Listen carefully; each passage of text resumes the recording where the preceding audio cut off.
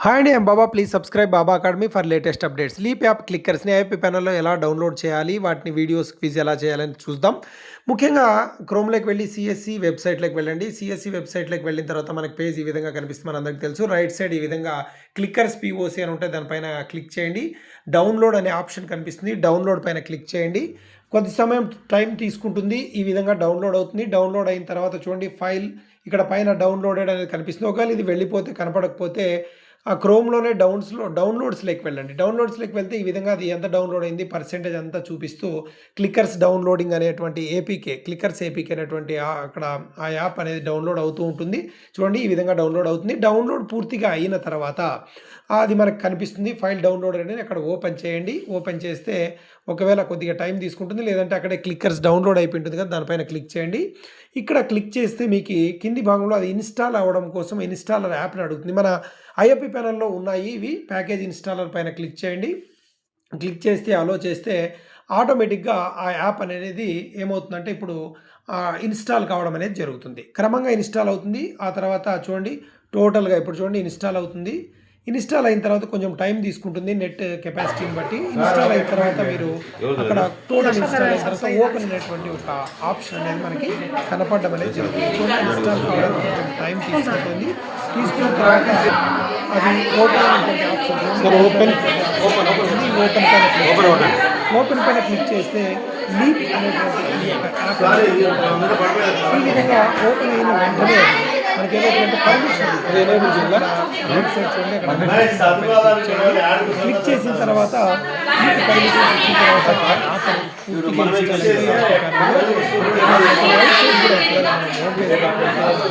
అక్కడ కూడా కొన్ని ఒకసారి క్లిక్కర్స్కి సంబంధించి ఎనేబుల్ చేయమని చెప్పి అడుగుతుంది. మిగతా అన్ని యాప్స్ పైన చూడండి ఈ విధంగా ఓపెన్ చేయమని దానికి ఓకే కొట్టండి. ఓపెన్ అయిన తర్వాత కూడా అడిగిందనుకోండి చూడండి క్లిక్కర్స్ అక్కడ కూడా ఎనేబుల్ చేయండి. ఎనేబుల్ చేసి క్యూఆర్ కోడ్ ఫస్ట్ టైం అయితే కనిపిస్తూ ఉంటుంది.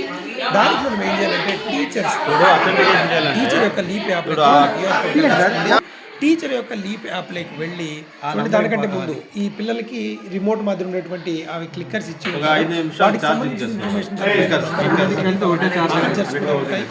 అంతేకాకుండా ఆ చార్జెస్ క్లిక్కర్స్ యొక్క చార్జెస్ పైన సార్ ఈ రిసీవర్ ఎందుకు ఇది రిసీవర్ అండి. ఈ విధంగా రిసీవర్ కూడా వచ్చింది. ఆ రిసీవర్ని ఏం చేయాలి అంటే మనం కింది భాగంలో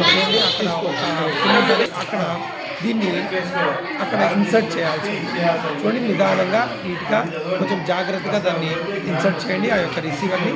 ఈ రిసీవర్ ఇన్సర్ట్ అయినటువంటి ఇన్సర్ట్ కూడా మనకి ప్యానల్లో పై మనకి కనిపిస్తుంది. రిసీవర్ సక్సెస్ఫుల్లీ ఇన్సర్ట్ అనేటువంటి ఆప్షన్ కూడా పర్మిషన్స్ ఏదో అడిగినా అప్పటికప్పుడు ఓపెన్ చేస్తాను. చూడండి ఇప్పుడు రిసీవర్ కనెక్ట్ కావడం వల్ల ఎందుకు చెప్పారంటే ఇప్పుడు అది ఇక్కడ ఫస్ట్ కనెక్ట్ అయిన తర్వాత లీప్ యాప్లోకి వెళ్ళండి. టీచర్ యొక్క మొబైల్లోనే లీప్ యాప్ యొక్క వెళ్ళిన తర్వాత స్టూడెంట్ యాక్షన్స్లోకి వెళ్ళి క్లిక్కర్స్ అనేటువంటి ఆప్షన్ ఉంటుంది. స్టూడెంట్ యాక్షన్స్లో ఆ క్లిక్కర్ పైన క్లిక్ చేసి మీ యొక్క క్లాస్ మీ సబ్జెక్ట్ అవన్నీ సెలెక్ట్ చేసుకోండి. సెలెక్ట్ చేసుకున్న తర్వాత green colour QR code scanner అనేటువంటి ఒక ఆప్షన్ ఉంటుందండి. ఆ క్యూఆర్ కోడ్ స్కానర్ పైన సబ్జెక్ట్ అన్ని సెలెక్ట్ చేసుకోండి.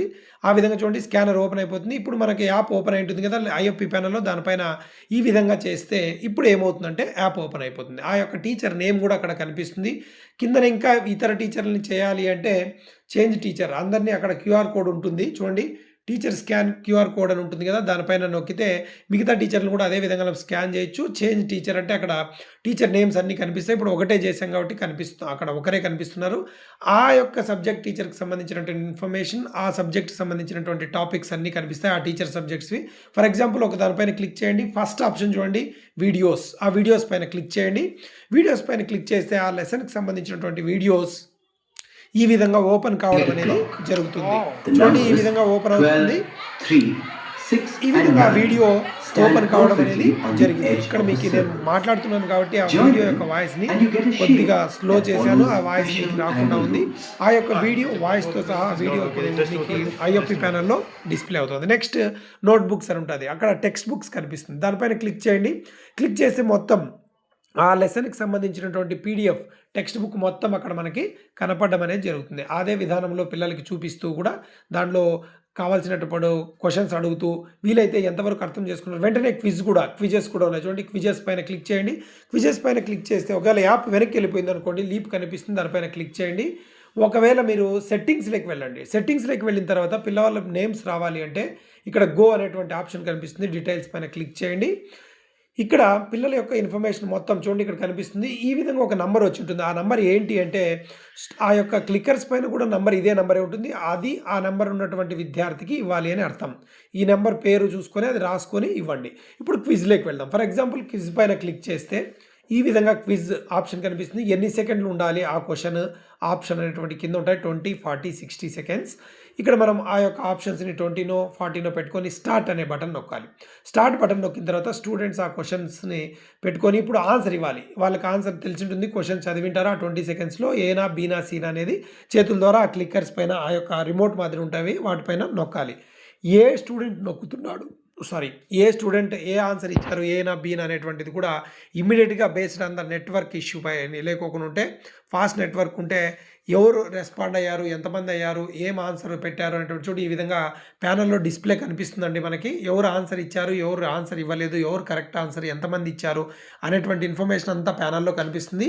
ఈ విధంగా ఆ క్వెషన్స్ అన్నీ కూడా క్విజ్ అయిపోయిన తర్వాత మనం సబ్మిట్ నొక్కితే గన మొత్తం ఎంతమంది ఏవి రాశారు ఏంటనేది కనిపిస్తుంది. మరి ఇవన్నీ క్విజెస్ పెట్టిన తర్వాత చాప్టర్‌లో మనకి ఇంకా కావాలి ఏమైనా కనుక్కోవాలని అనుకుంటే ఇక్కడ చూడండి అనాలిసిస్ అనేది పక్కనే ఉంటుంది.